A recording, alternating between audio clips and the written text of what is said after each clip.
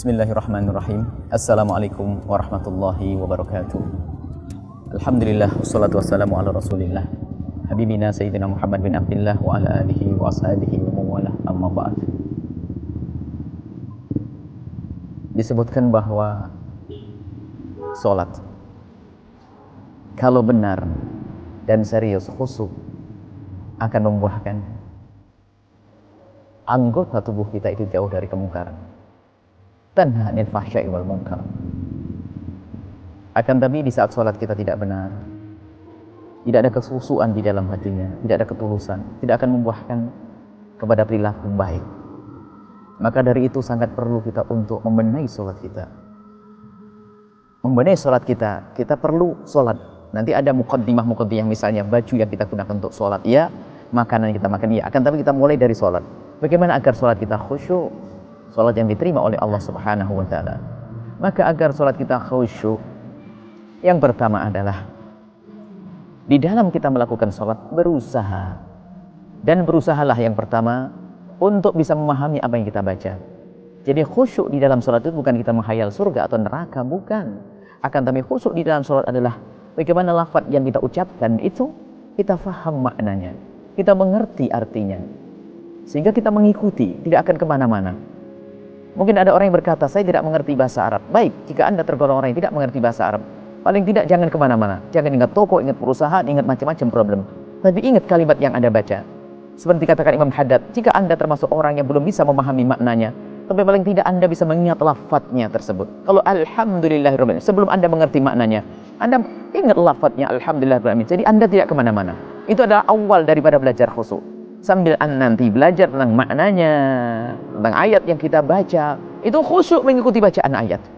Ini yang pertama, berusaha memahami maknanya.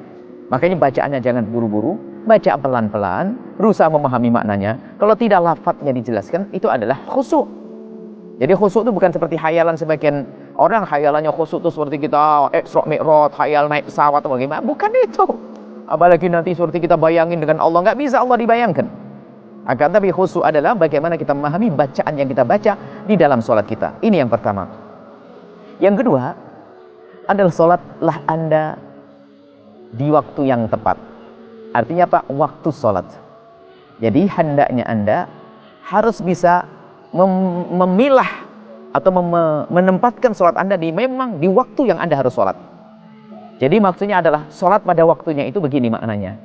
Jangan sampai Anda sholat sambil, mohon maaf, jaga toko, sambil nunggu telepon, sambil nonton televisi dan sebagainya. Baik, kalau Anda sholat adalah sambil, pakai sambilan, lihat. Di saat Anda melakukan sholat datang dering telepon misalnya, Anda mendengar dering telepon, Anda akan terganggu.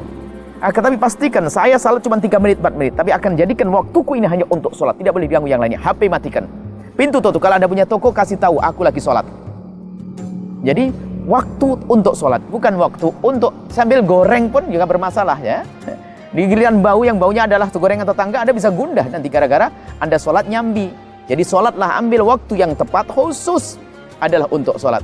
Makanya ada sholat berjamaah di masjid itu biar orang pada tahu, oh pada sholat ke masjid, tidak ada HP di masjid, tidak ada televisi misalnya. Kalaupun Anda sebagai seorang wanita misalnya harus sholat di rumah, Anda tutup semuanya dari sebab-sebab Anda tidak khusyuk. Ini, maka jadikan waktu Anda khusus untuk sholat, tidak boleh untuk yang lainnya.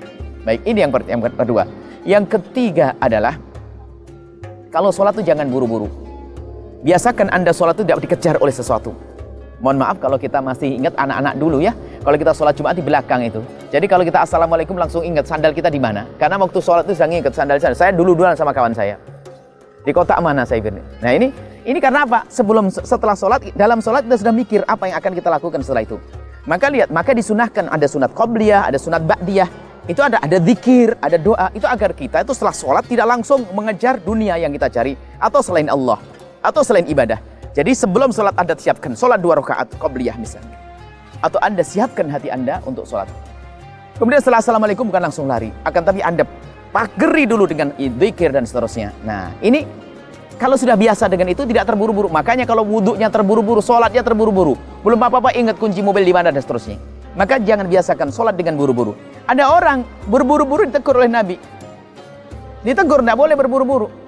Biarpun sholatnya sah, tapi akan mengurangi kekhusyuan Anda kalau Anda melakukan sholat itu buru-buru. Baik, kemudian selanjutnya, yang keempat adalah bagaimana Anda bisa khusyuk. Khusyuk itu pemberian. Jadi ada atok Rabbani, wahbi, pemberian dari Allah. Kadang kita satu orang yang sama saja, kadang-kadang sesaat menemukan, oh enak sekali saya sholat hari ini, khusyuk. Atau jam ini khusyuk, dan seterusnya. Maka mintalah kepada Allah Subhanahu wa Ta'ala. Jadi sholatlah, Anda memohonlah kepada Allah. Sering, ya Allah berikan padaku kekhusyuan di dalam sholat. Sebab apa? Yang memberi khusyuk adalah Allah Subhanahu wa Ta'ala. Yang kelima yang tertinggal adalah Anda harus bisa mencari tempat yang memang sesuai. Kalaupun Anda terpaksa misalnya sholat di tempat yang rame, Anda bisa mengkondisikan. Memang paling misalnya tempat yang sunyi, di masjid, yang tidak ada gangguan dan sebagainya. Itu membantu untuk khusyuk. Tapi bukan berarti Anda di saat berada di tempat keramaian lalu tidak sholat. Tidak. Anda perangi kalau betul. Mungkin 5 syarat tidak terpenuhi, paling tidak 4. Jadi tempatnya ramai, saya di pasar, gimana sholat? Lakukan sholat di pasar. Berarti kalau Anda di pasar, wah lebih hebat lagi tantangannya. Kalau sampai Anda di pasar tidak terganggu dengan yang lainnya, hebat. Tapi intinya adalah tempat sangat mempengaruhi untuk kita bisa melakukan khusyuk di dalam sholat. Kemudian juga pandangan manusia, godaan manusia. Ada anjing lewat menjadi kita tergoda, orang lewat tergoda. Sehingga sampai kalau sholat itu bagaimana? Kita hendaknya membuat sutroh. Itu agar apa? Agar tempat kita tidak diganggu oleh orang. Tidak orang mengganggu kita dan kita tidak merasa terganggu.